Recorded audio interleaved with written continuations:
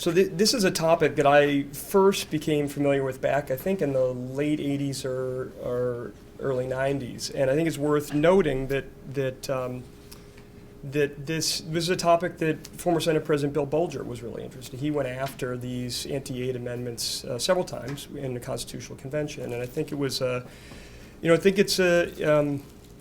I remember at that time there was a lot of coverage in the paper, there was a lot of controversy about it, but I think this is an important sort of theme that we need to kind of continue to revisit. And in order to help do this, I'm going to have Cara Kendall come up. Cara is really a terrific person. You have her bio here. She got her doctorate at the Boston University School of Education, is a student of Charlie Glenn, who's in Pioneers Advisory Board, and she has done really a lot of the work that we have done on both school choice and charter schools, and really grateful for her work, particularly on the paper that we're releasing today, which models what a hypothetical voucher program could look like in Massachusetts if these amendments were removed. So with that, thanks.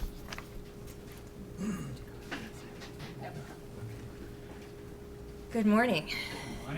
Thanks so much to Dr. That was just fascinating. I was sitting there thinking, as you sort of said at the end, I wonder what politicians we're going to be talking about and seeing cartoons of 100 years from now. And as somebody who is married to a native Spanish-speaking person, a man from Argentina whose family immigrated here relatively recently, he was born in the United States, the rhetoric really hits home. He would very much love to send our children to Catholic schools, too, I have to say.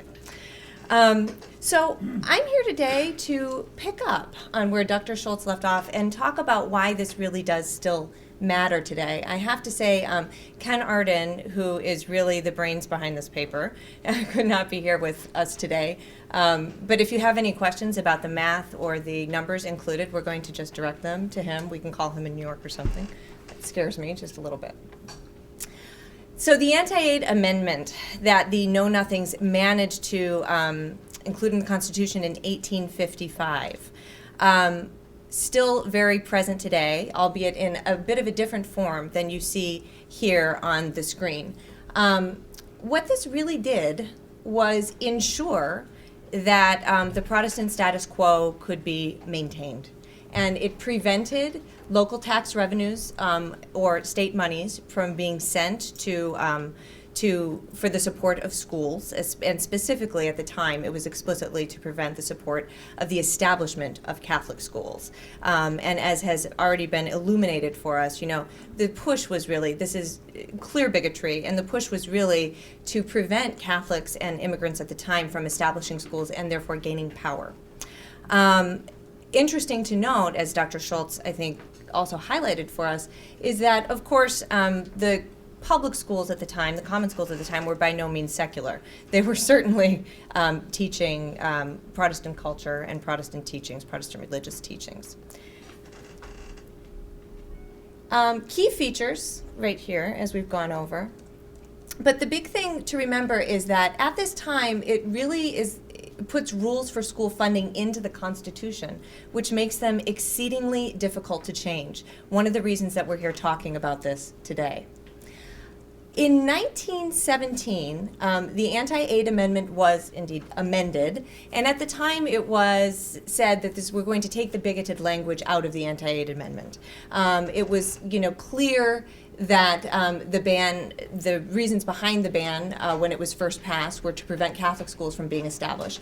And what happened in 1917 was sort of a double-edged sword, because while it took some of the language out that seemed so biased towards Catholics, what it actually did was simply put a blanket ban on the provision of public monies to all privately run schools, not just those that were religious in nature, and ensured also that monies would not flow to other charitable institutions. As was noted by Dr. Schultz, in the time of the expansion of the common school, this is really important if we think about school choice and what it means for parents and families to direct the upbringing of their children. Because this in Massachusetts ensured that here in the birthplace of the common school, parents would have limited schooling options for the foreseeable future, indeed as they do today. So when Ken and I were thinking about this paper, one of the telephone conversations we had went a little something like this. So really, are we going to get this amendment repealed? Is this why would we be writing this paper? And where we landed was, no, this is really, really incredibly important. If you look at what's going on across the country, and if you look at, as I'll get into in a little bit more detail, the success that Massachusetts has had in recent years with public policy options really framed in the vein of school choice, we think that, it is an important conversation, as Jamie points out, to continue to have and to really think about, if this amendment were to be repealed, what would we be able to do in terms of expanding school choice options for families in the Commonwealth? And the fact of the matter is that an increasing number of states across the country are now seeing success with different types of funding models, such as vouchers, means-tested programs mainly, such as tuition scholarships, and tuition tax breaks, different models that enable parents, especially those who can't otherwise afford a private education, to use public money for private and, yes, sometimes even religiously based education.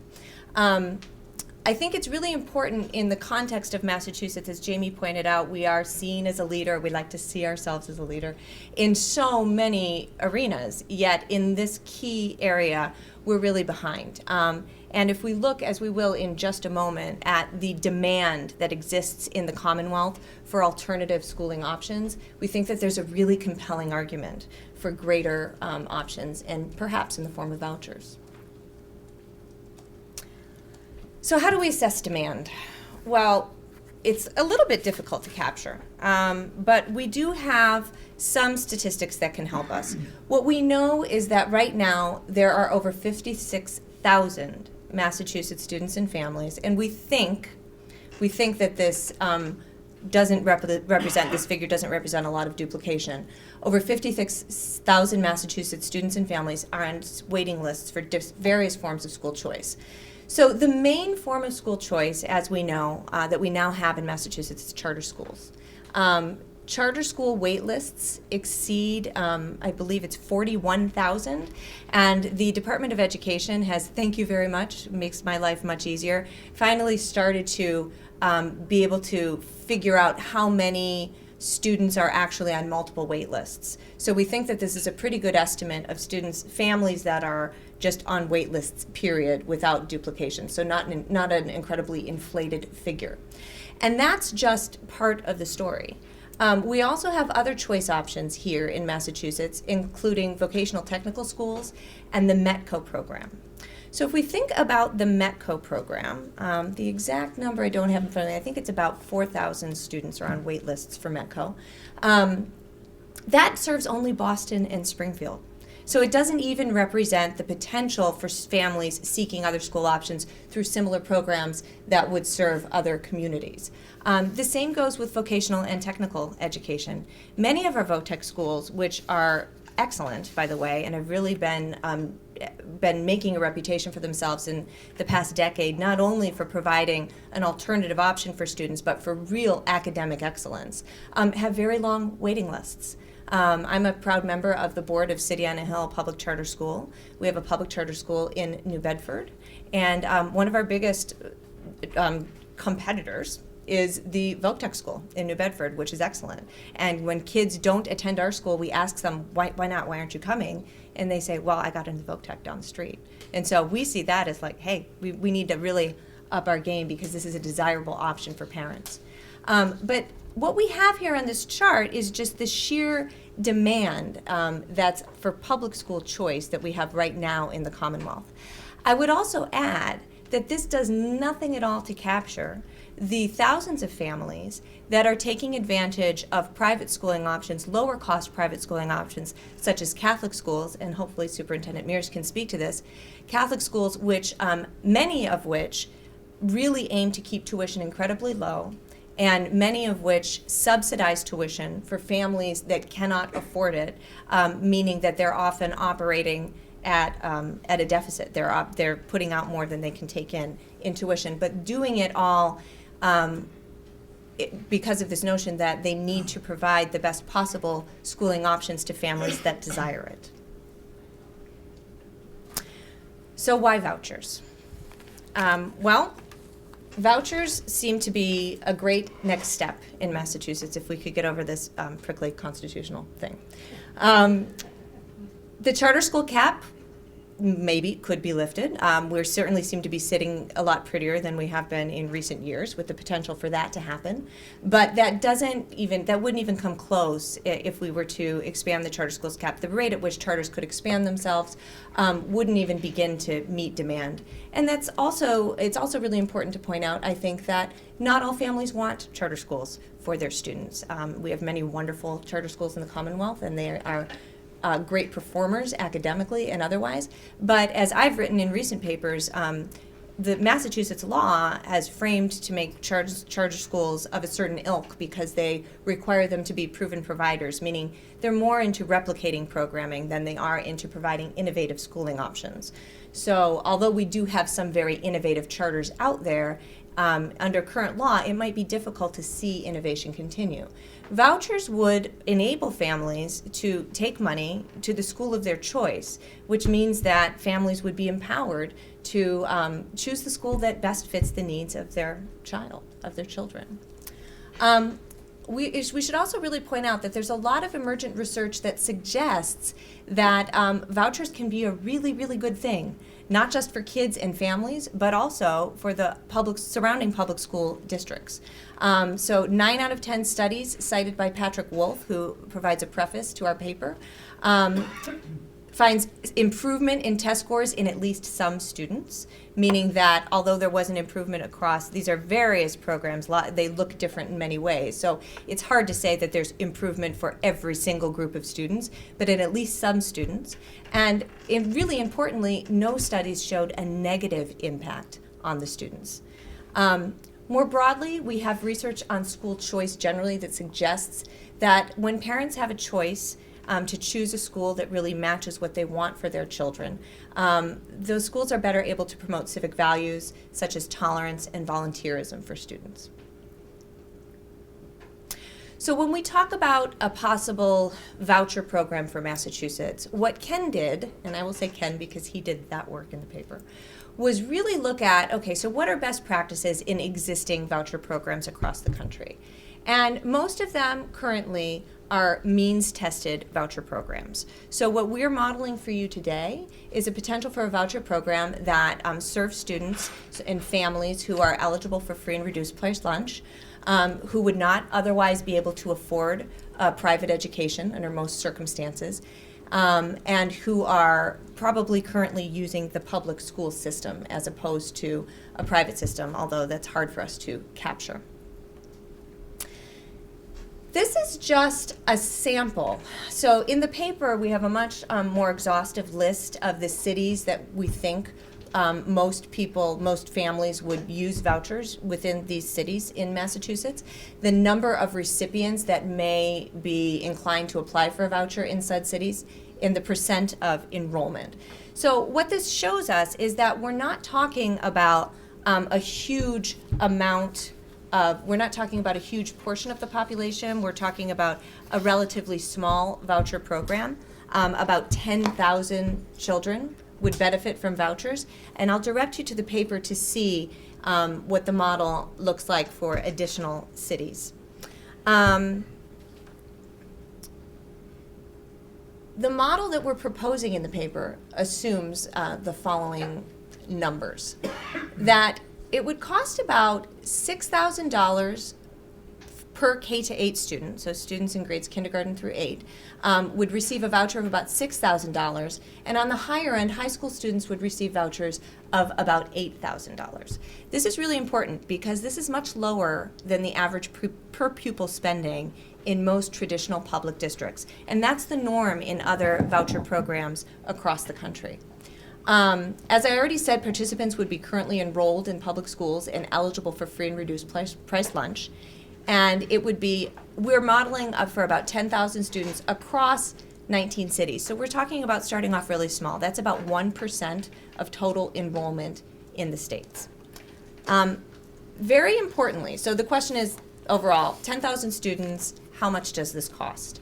Well, because, number one, it doesn't cost so much at the outset because as I said, the amount of money allotted for a voucher would be lower than the average per pupil spending in all of the districts that would be participating.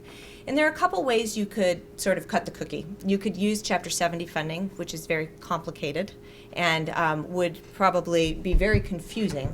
What we're proposing is that we just use a very simple model used in many other places, whereby state aid is simply reduced to districts by the amount of the voucher, right? So that if a student in Lawrence is having, and I'm pulling this number out of my head, I'd have to look at the statistics, $12,000 spent on his or her public education, received $6,000 to take a voucher to go to a Catholic school or another school in Lawrence, Lawrence would still have $6,000 of that per pupil expenditure. So we're only reducing by the amount of the voucher.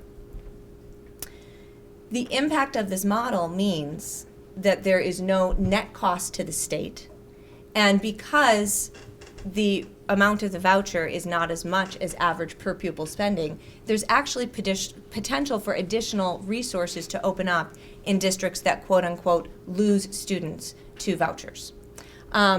Potential because we don't know who will take advantage of a voucher versus who will not. For example, special education students, we know that their education costs more than the education of other students, meaning that if only special education students were to stay in districts, that there might not be extra resources, but we don't believe that resources would be taken away, so that the districts would not be suffering, quote unquote, the loss of a voucher. I think it's important to point out that we've learned a lot from how charter schools are funded in Massachusetts, which is why we decided to model it in this way. Public districts have long said that they kind of feel the pain when they lose students to charter schools, and one of the impacts of that has been, not only, so charter schools receive the same per pupil amount of funding that the traditional public schools receive for pupils. That causes, for some traditional districts, issues with budgeting, and so what Massachusetts does is reimburses districts when children are lost to a charter school for a period of time. It's a declining reimbursement, but it's still a reimbursement, and it's a huge expenditure for the state. So what our hope is that a model that simply reduces the cost to the district by the amount of the voucher will sort of offset any of those problems, meaning that districts will not feel the same pain, and the state will not feel the pain of putting out additional monies for students twice. So the implications of this study, we think, first and most clearly is that a voucher system could really benefit thousands of students and families, especially those seeking other educational options currently. The biggest hurdle, of course, is repealing the constitutional amendment that makes it impossible for us to do this. But we think that it is doable if you look at best practices around the country. We think that it is doable if you look at potential costs, the costs that we're predicting here. And we think that it could be incredibly important. Also important to note is that other states with programs like the one we're proposing right now have begun to expand their models. So this model starts small very purposefully. It starts with just a small percentage of the population very purposefully in order to say, let's test the waters and see how this would work. I think it's also really important for us to note that we need to assume that voucher programs are popular in other places, not just because they represent some sort of escape mechanism from the traditional public schools. We need to acknowledge that we have really excellent public schools here in Massachusetts. We're not framing a voucher program as an escape route. As I think, the language around charter schools, unfortunately, is often around these as mechanisms for people to escape the public system. And I would put out for consideration today that that's not the case. This is more about empowering parents and families to make the choices that they want to make for their children. And to use public money to do so has been proven to be really effective in a lot of other places. In a model where the money really follows the child, we can start to reframe how we think about, providing public money to religious organizations. It's providing money to families. It's providing money to children. It's also really important to note, I think, that many, many other countries do it this way. In the Netherlands, for example, they call it funding in a backpack. right? So it's not about giving money to the Protestant school down the street or the Catholic school down the street or the Muslim school down the street. It's about giving money to families to use as they see fit to direct the upbringing of their children. I wanted to end with this quote from Michelle Rhee. Are we beholden to a public school system at any cost? Or are we beholden to the public school child at any cost? Because I think that in this, she really captures the idea behind providing additional choice options for Massachusetts families, that really it's about allowing all students to realize their potential and helping families to direct the upbringing of their children in the way they would like to, without getting so embroiled in these battles between adults within the public systems that we have created. That's all I have for us today. I'm happy to take any questions. So first of all, I want to thank Cara for giving us sort of the policy context by which we can understand this, and thank Nancy for the historical context. So they're going to take a couple of questions for 5 minutes or so before we move on to the sort of second part of the program, which is the panel discussion. So if anyone has questions for either Nancy or for Cara, the two of you can go up to the podium, and Matt will carry this around.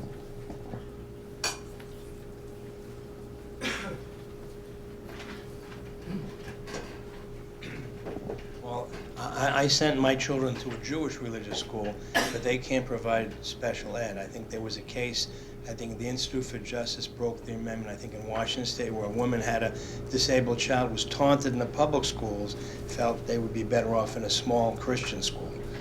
And this is something, I mean, it seems silly. Everyone wants to help the disabled people. Sometimes a small religious school is better. Have you looked at that issue? We didn't specifically look at that issue in this paper, but I've, thought about this in other contexts. I mean, indeed, in fact, special education is one of the students receiving special education services are enabled to in many cases, use public monies to receive the education that best fits their needs. I think it depends upon the need and whether or not the public system can serve them. But this is indeed one of the main arguments that families put forth for the provision of vouchers. To provide, I mean, it comes down to whatever your choice is, providing the best education for your child.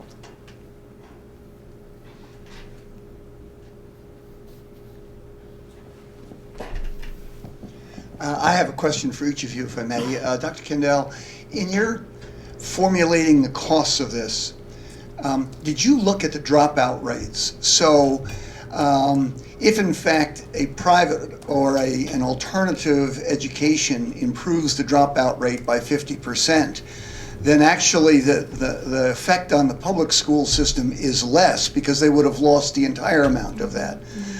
That's my first question. And my second question was for Dr. Schultz. And in your thank you both very much, by the way. But Doctor, you talked about one of your conclusions was that Anglo-American Protestants have this legacy that they're still fighting today. And I really thought that maybe not helpful, in that it may be more that religious people of all religions are really positioned more against those who want no God in school or no religion. And that might be a better coalition as we look forward. I'll go first because my answer will be really short. We did not look at dropout rates, but I think that it's a really important point you bring up, and one that we could look at in the future. And I agree with you that it is important to think about people who are just opposed to any sort of values instruction in the schools. I was actually not trying to be polarizing. I think I was just talking about just the way the foundations of something, the Protestant Reformation, that's a cultural thing that lies under everything that will ever develop. And if you look through history at, responses to the European revolutions in the 19th century, usually the British and the Americans were on one side. Margaret Fuller went off to help the the revolutionaries in Italy, and the Catholics were not always, but oftentimes, on the other. And so it's a cultural thing, and I just think, as a historian, we see that those origins are very hard to shake.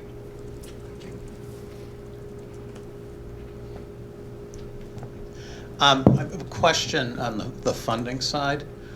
One of the issues that I know has come up in charter schools is that the fixed costs in a public school education are fairly high.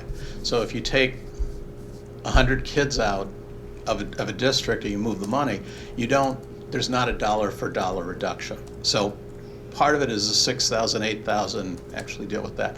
The second is, and this is both historical and real, the system we have of public education in this country was founded in the early 1800s based on local districts and local property taxes.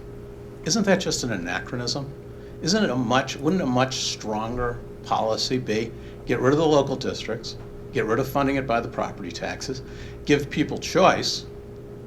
I'm not sure about, and I'm a graduate of 3 Catholic schools, and I'm going to have a question for the ambassador later on that, and love Catholic education. But wouldn't that be a stronger way to provide the choice we need, rather than, the piecemeal way we've been doing it? Thank you. I love this question because I teach at the Boston University School of Education, and it's when I teach school finance, it's the first question so why the heck do we do this, right? And for me, why not blow it up, as you say?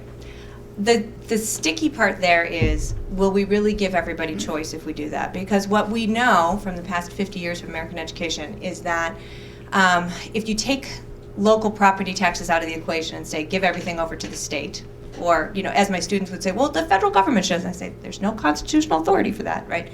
But if you just gave a set amount to the state, there's this issue of, would choice really be present? I think that, you have more choice when local funding is present. You have more flexibility, at least. That's a personal sort of, just from looking at this stuff for the past decade in terms of how I think things would go.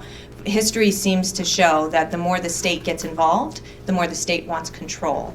Now, if you could figure out a way to say choice plus, funding, and do it by the way, many European countries do it with great success. I'll again point back to the Netherlands, just simply because it was part of the topic of my dissertation. It's funding in a backpack. It's the government says, here's the set amount of money you need per pupil. And by the way, they do it in a very intentional way, saying some pupils require more funding than others if they need special education services, if they're speaking a language other than Dutch, in this case, in the home. And they do it within the context of pure choice for parents. It's something probably the closest thing to a true voucher system that we see. And it works very well there. I don't know that it translates here. I would love for it to, but I think your point is very well taken. Thank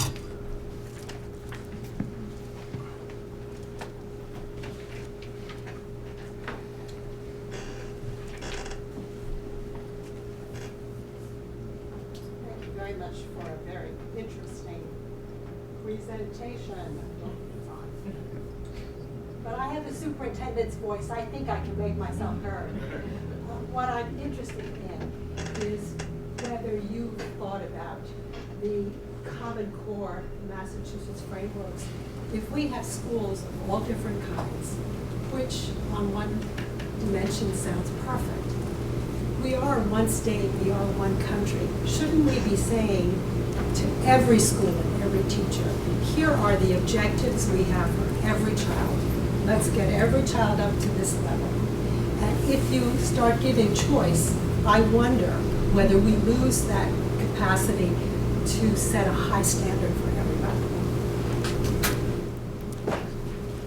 That's an easy question to answer.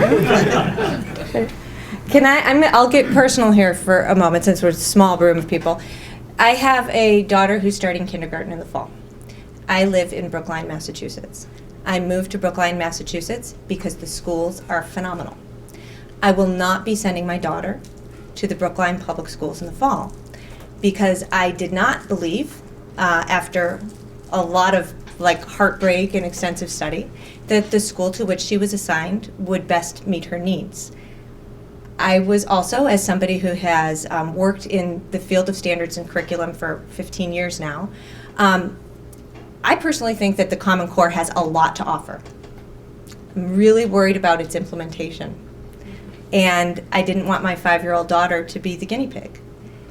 I have the luxury of being able to afford to send her somewhere else. And to me, that's what school choice is about. So I'm only half answering your question, and I think that I think that many people in this room would have a different answer than I do. I think it's very important for schools to be able to prove that they are educating our children. I don't personally know that it's quite as important for them to prove that they're educating our children on the exact same criterion reference standards all the time. I was in conversation with a group of 100 highly skilled educators a couple weeks ago, many of whom work in private Catholic schools, and the public school teachers were having quite an argument about the Common Core and what tests would look like under the Common Core. And one of our Catholic school teachers stood up and said, "Do you know what? I do my job every day. My kids go on to great colleges and things, and I don't need that test to tell me if I'm doing my job, because at the end of the day, parents won't choose my school." And so there is this element of voting with your feet in the market mechanism. Now, please don't take this as me saying that we shouldn't hold folks to a high standard, but that's how I would answer your question. I have a comment. I'm an old voucher warrior for over 20 years, and the one thing I've learned from watching vouchers is that there's another component to them that's needed to be thought about, and that is information for the parents. Parents get this money and they choose a school with bad information. If they had good information, they might be able to do a better job of choosing the school. And I noticed that the new North Carolina voucher system, I just read this in the newspaper, they're going to have a parental information component. So this is just a comment to be considered. Thank you.